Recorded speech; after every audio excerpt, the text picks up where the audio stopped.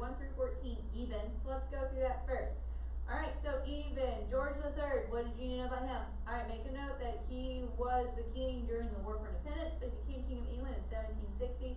James Otis, he was the lawyer who published The Right of the British Colonies and started to improve. Number 6, William Pitt the Elder, he was a respected member of Parliament who rejected the idea of virtual representation. He was siding with us saying, hey, no taxation without representation. They're not properly represented. So we need to either let them be elected to Parliament or let them govern themselves. Alright, number 9, John Dickinson, lawyer who wrote letters from a farm in Pennsylvania to the inhabitants of the British colonies. You should also note that he wrote the Articles of Confederation. Just make note it's in a later chapter. Number 11. I jumped over to the odds by accident. So you were supposed to do 1 through 14 even. So I'm sorry if that freaked you out a little bit. I realized I was in the wrong set, so hang on. Let me get over to the proper side of it. I did tell you all the even. Let me double check really quick, see what I wrote in my notes. Pretty sure I told you even. Yeah, it was even. Alright. So, number 2, George III. Number 4, James Otis. William Pitt the Elder. That's where I got off. William Pitt the Elder. So, respected member of Parliament, rejected the idea of virtual representation. Edmund Burke was the one that was also siding with us. Alright, number 8, Charles Townshend, Chancellor of the Exchequer, who instituted the Townshend Acts. This was a tax on imported goods. He thought that we only didn't like internal taxes, so he started switching over to external taxes. So he was starting to think that, okay, maybe this will help with the colonies. He's taxing imported goods, not external goods. Alright, so number 10, Thomas Gage, the British general who replaced Thomas Hutchinson as the governor of Massachusetts. So make a note for that. So British general who replaced Thomas Hutchinson as the governor of Massachusetts. We're going to come back and kind of revisit this a little bit later on. And then number 13, Ethan Allen, sorry, I keep jumping to odd. Number 12, William Days, Paul Revere, and Samuel Prescott. What are they known for? They're writing to spread the word of the British from marching to Lexington. And then number 14, George Washington, who was appointed Commander-in-Chief of the Continental Army. Now remember, he is the president later on. Just for right now in chapter 5, just make a note for him. Alright, so let's go ahead and let's get into it with that second set of homework now. So 1 through 11, all of them. Alright, John and Charles Wesley, remember they founded the Methodist denomination in England, and they also started the Wesleyan revivals, or the Great Awakening over in England. Number 2, Jonathan Edwards, the colonial America's foremost theologian. George Whitefield, the most powerful voice of the Great Awakening. Number 4, David Brainerd, the best known missionary to the Native Americans. Phyllis Wheatley, the first black female writer in America. Robert Dinwiddie, that he was Virginia governor who sent George Washington with a message of warning to the French. George Washington, make a note in this chapter, he was just a surveyor and officer in the Virginia militia. There's also a couple of other things you could have put down for him. Benjamin Franklin proposed the Albany Plan. We're going to talk about what the Albany Plan is again today. Make sure that you do know that he proposed it.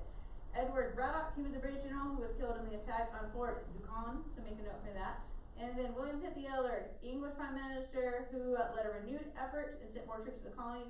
And James Wolfe, appointed commander by William Pitt the Elder. Alright, so your classwork to help get you started in this section for it, I want you to do the chapter 2 review. So we're skipping chapter 3. But the chapter 2 review, I want you to do 1 through 26 even. So it'll help you out. These are over a lot of the people that we're exploring.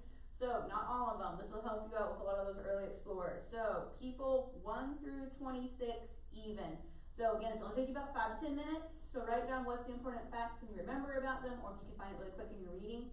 So just make sure. So chapter 2 review on page 36, and it goes to page 37. So 36 to page 37.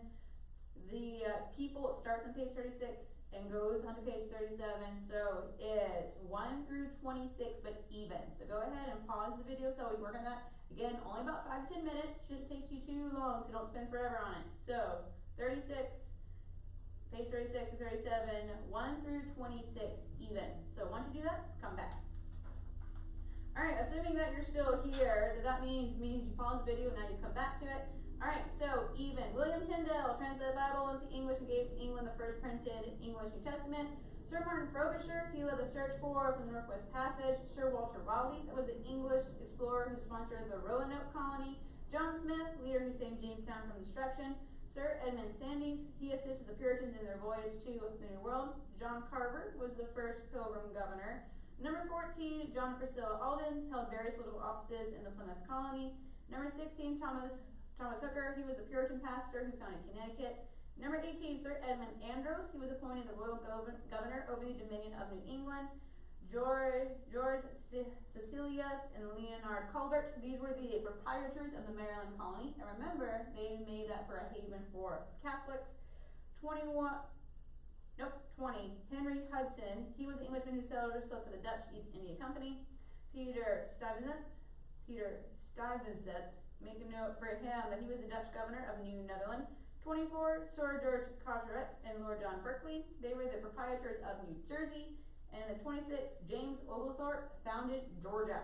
Alright, so you can go ahead and put your classwork away.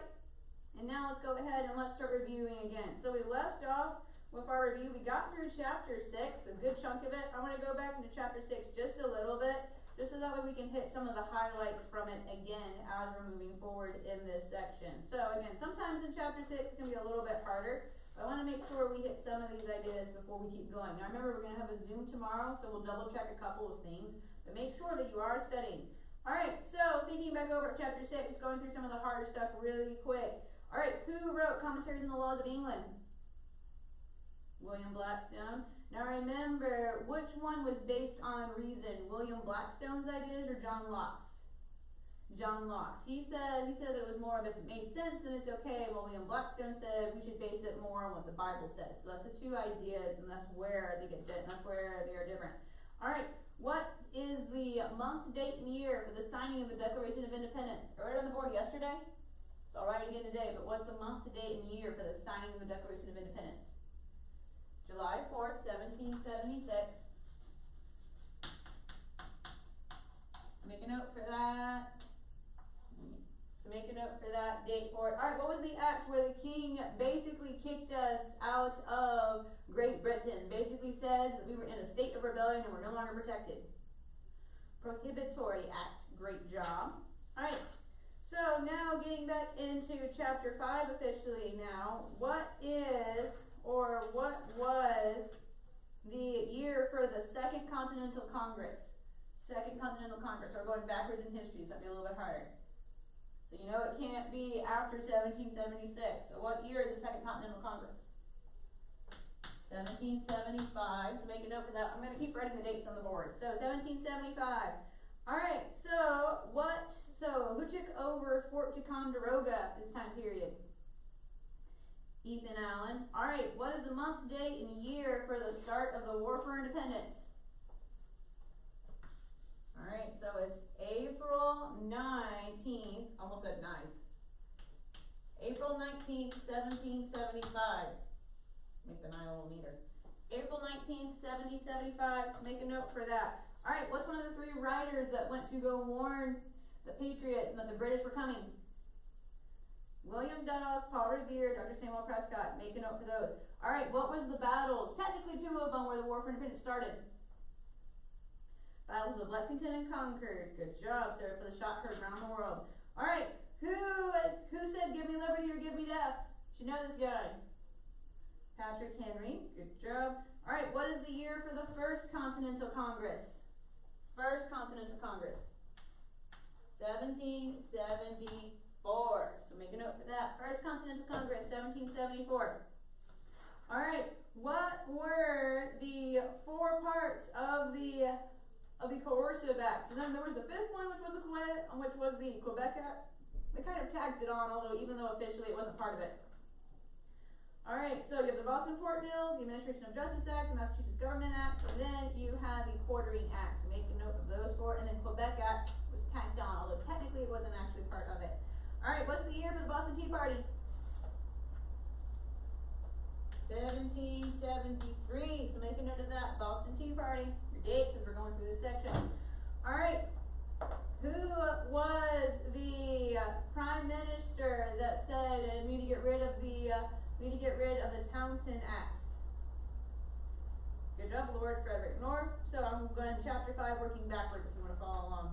Alright, So, who became the Chancellor of the Exchequer, I'm saying that the colonies only opposed the internal taxes and that they didn't have a problem with the external taxes. I think I might have said it confusingly in the homework check.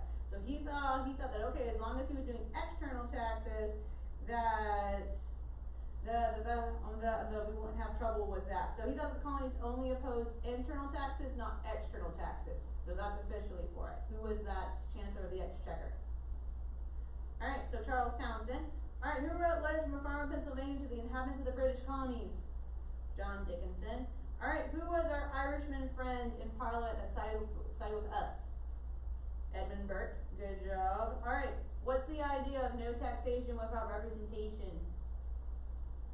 Alright, so the Americans or the American colonists felt like that, okay, we're not properly represented in Parliament, so we want to either elect ourselves to Parliament or be elected to Parliament, or we just govern ourselves over here, because they did not like the idea of Parliament virtually representing them.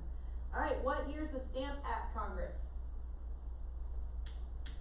1765, so that's the Stamp Act Congress. Alright, let's see, who was the person that organized the Sons of Liberty? Samuel Adams, good job. Alright, who wrote the rights of the British colonies asserted and improved? That's James Otis, good job. Alright, there were 4 parts of George Grenfell, the Prime Minister of England, going backwards, of his program to try to bring the colonies more underneath King George III's control. What were they? Kind of be 5 parts, sorry. 5 parts of it. Alright, you have the Proclamation of 1763 saying that we couldn't go past the Appalachian Mountains. They had the rigid enforcement of trade laws, the Sugar Act, the Stamp Act, and the Currency Act. So the 3 major parts are the Proclamation of 1763, the Sugar Act, and the Stamp Act. So that was the Prime Minister that was passing those acts. His act, so it's George Grenfell, so because that's the Grenfell program, trying to bring us more properly underneath the control of the King and Parliament. Alright, what do you call those documents that says so the authorities have the authority to basically just start searching your house for contraband? Writs of assessment. Alright, what was the event? So you have a Indian that was rising up against the Americans, and so what would happen whenever this helped show the British as well that it would take a lot of troops to enforce and defend American territory. So this cost many lives, proved it would take thousands of British troops to protect the colonies from future Native American attacks. What was that event called? And who was the Indian chief that led that? Alright, Pontiac, so Pontiac's conspiracy. So make a note for that. Alright, so what is the theory that the real measure of the nation's wealth is the gold or silver that they have? Mercantile theory. And there were 2 acts passed that were part of mercantile theory, trying to generate as much money as possible for England at the expense of us. So they were the 2 navigation acts, but what was the first one? Navigation Act of 1660 and the Navigation Act of 1663. Just make a note that they were parts of the theory of mercantilism, trying to bring us to underneath England, so that way we would just generate money for Great Britain. You don't have to know the dates for them, so I'm not going to write the dates on the board. Just make a note that it's those 2 acts. So recognize Navigation Act of 1660 and Navigation Act of 1663. Alright, that's pretty much chapter 5. I'm going to start at the beginning of chapter 4, because it's kind of hard to go backwards. So, at the beginning of chapter 4, then I'll work forward, and then I'll go until I get to the end of chapter 4 and get back into chapter 5.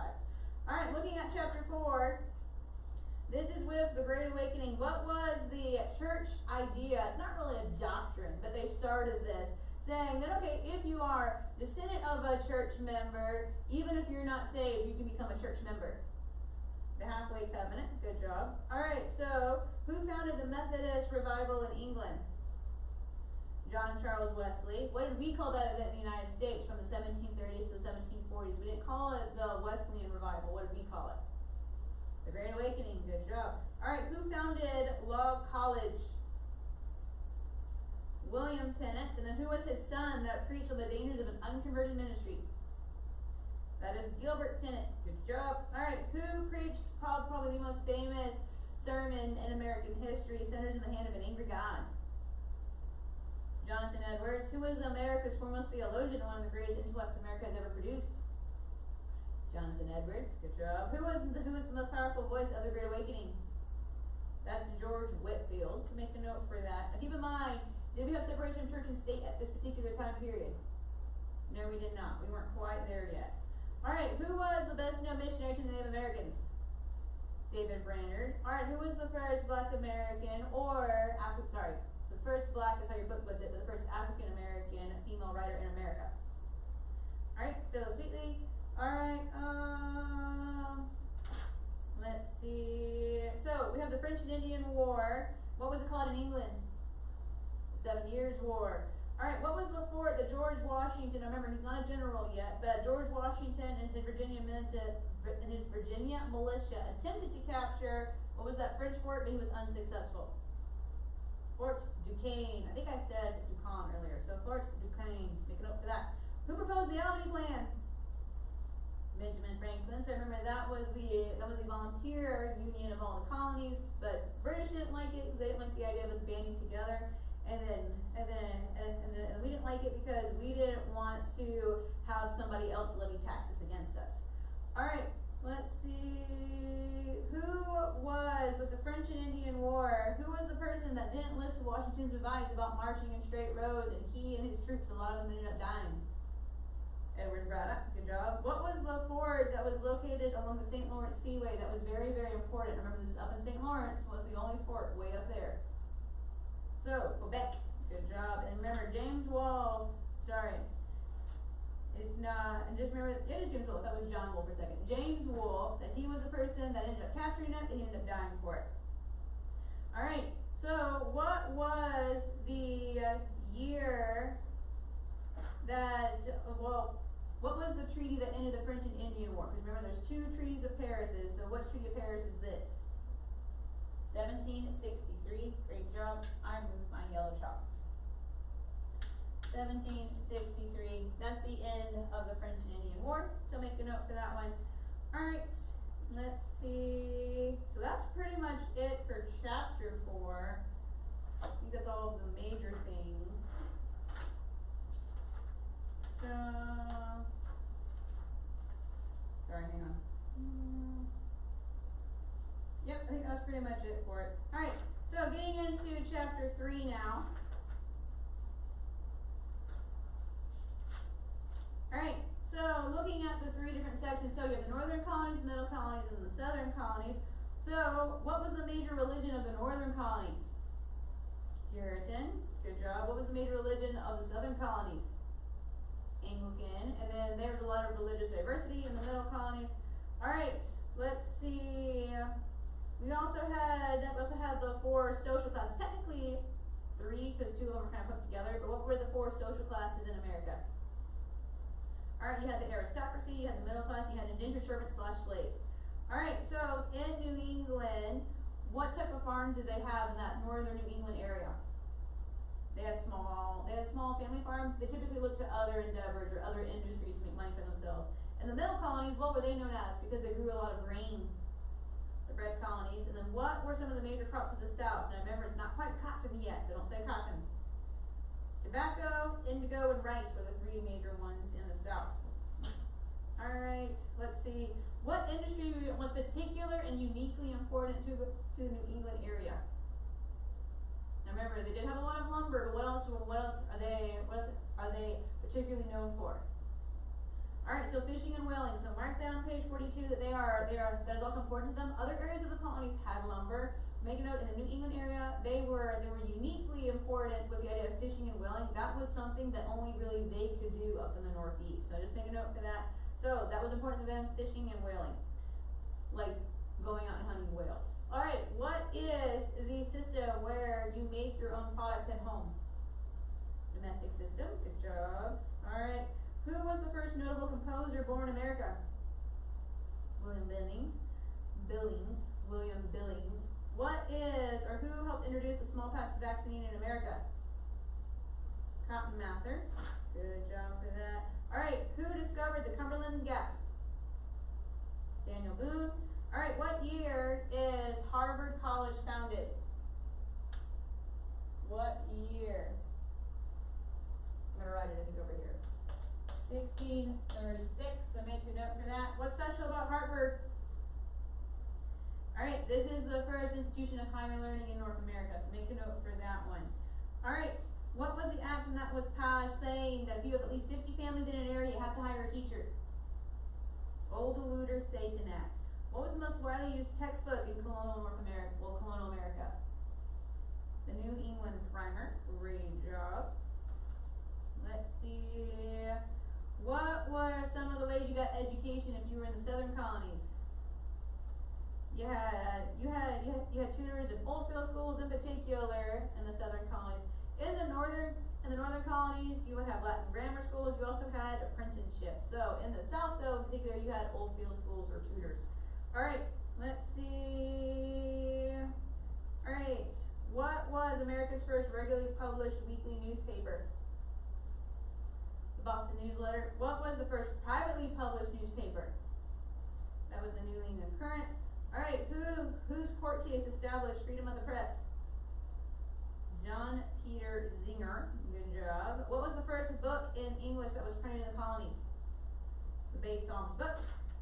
Alright, let's see. That's pretty much it for chapter 3, so we're doing good. Chapter 2. Get over there.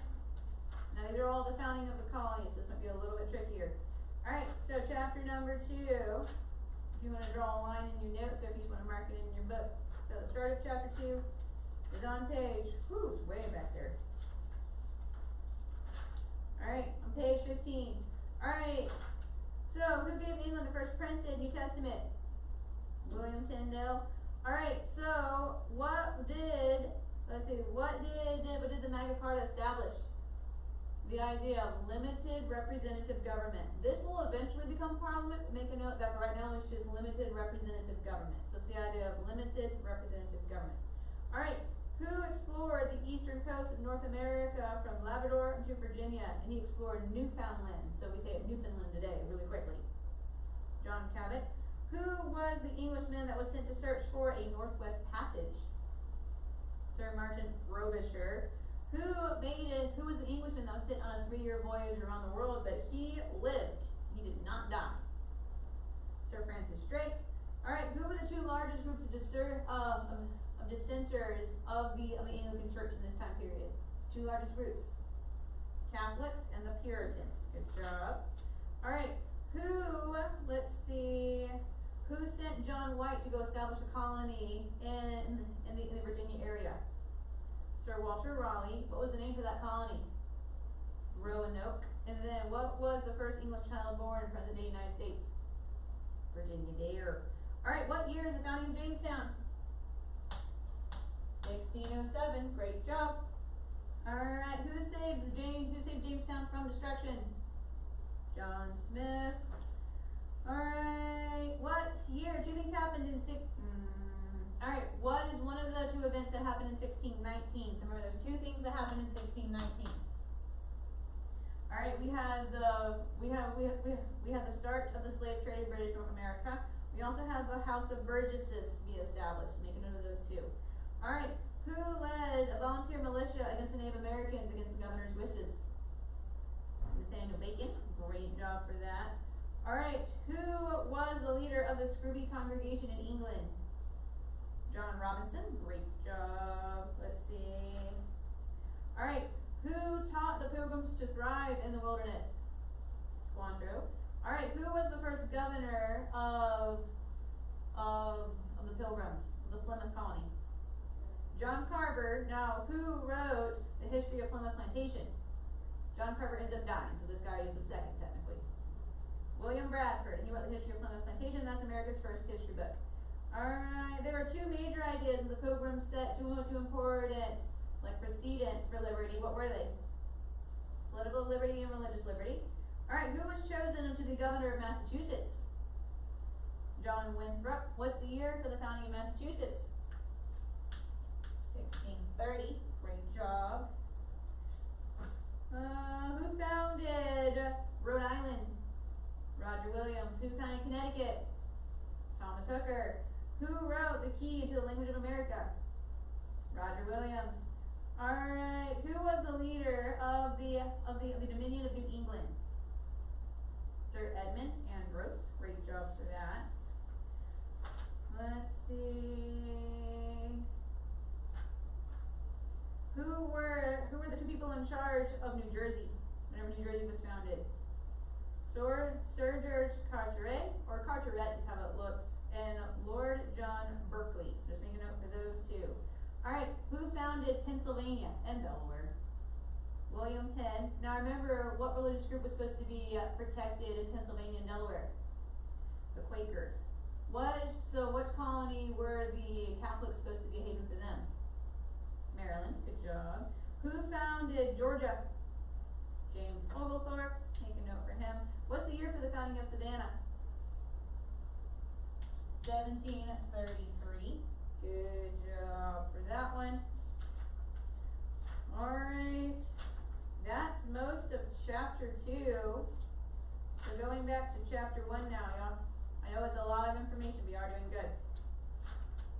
Alright, so chapter 1.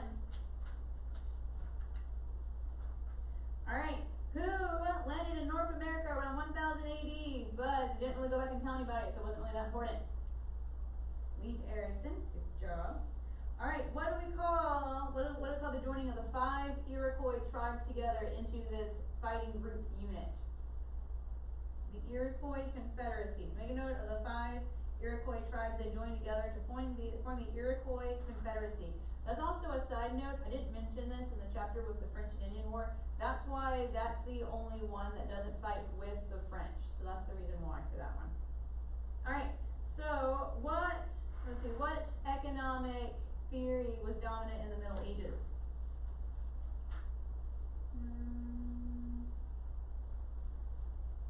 What was the economic theory that was dominant in the Middle Ages?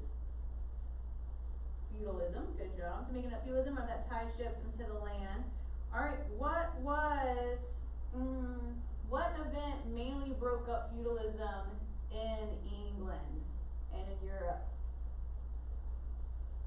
It was the rise of the middle class or trade. Just make note of that. So rise of the middle class or trade, that was the major event that kind of broke apart feudalism because you couldn't be tied to the land anymore with that.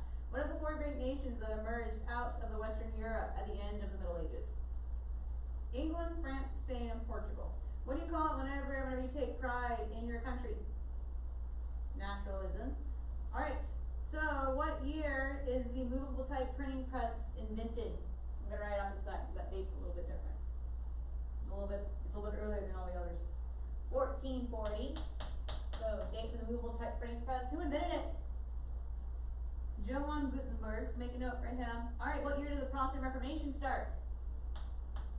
1517. Who started it? Technically, I guess the Holy Spirit, but which person kind of kick-started it? So Martin Luther, make a note for him. Alright, who was the Prince of Portugal that kind of started exploration? So he founded a navigation school in Portugal. Prince Henry the Navigator. Alright, who was the explorer that reached the Cape of Good Hope at the southern tip of Africa? Bartholomew Diaz. Who sailed all the way around Africa to India? Vasco da Gama. Good job. So remember, it's Vasco da Gama. So there's the on the DA. So Vasco da Gama. Who discovered a new world? Christopher Columbus. What year did Christopher Columbus discover the New World? 1492. My dates are out of order now, but that's okay. So 1492. Who sponsored Christopher Columbus's voyage? King Ferdinand and Queen Isabella. Alright, what was the line that said Spain would get half of the New World and Portugal get the other? The line of demarcation. Who drew it? Pope Alexander VI. Alright, who said the new land should be called America? Well, he said that, okay, this is a whole new territory, but people said, okay, we should name it after this person because he said that. Amerigo Vespucci. Who conquered the Aztecs in Mexico? Hernando Cortez. Who was the last chieftain of the Aztecs? Montezuma. Who discovered the Pacific Ocean? Vasco de Balboa. So make a note of him. So it's D-E. So just be careful for that one. So Vasco de Balboa. Vasco de Balboa. Alright, who conquered the Incas of Peru? Francisco Pizarro. Alright, who explored the Mississippi River? Hernando de Soto. What was the first European settlement in California? San Diego. What year was the Invincible Armada of Spain sunk? 1588. So make a note for for that. Alright, who led an expedition to discover the St. Lawrence River? Jacques Cartier, so make a note for him on page 11. Alright, name two of the explorers that explored the central Mississippi River for France. Jacques Marquette and Louis Joliet, so make a note for them. Alright, who claimed the entire Mississippi Valley River area for France? Robert Cavelier de la Salle, make a note for him. Who founded Quebec? So Samuel de Champlain, make a note for him. What year was that? So Quebec, 1608. I'm going to write this down here. You do have a lot of dates, so make sure you mark all these dates in your book, or at least write them off to the side. Alright, that is the major ideas of chapter 1.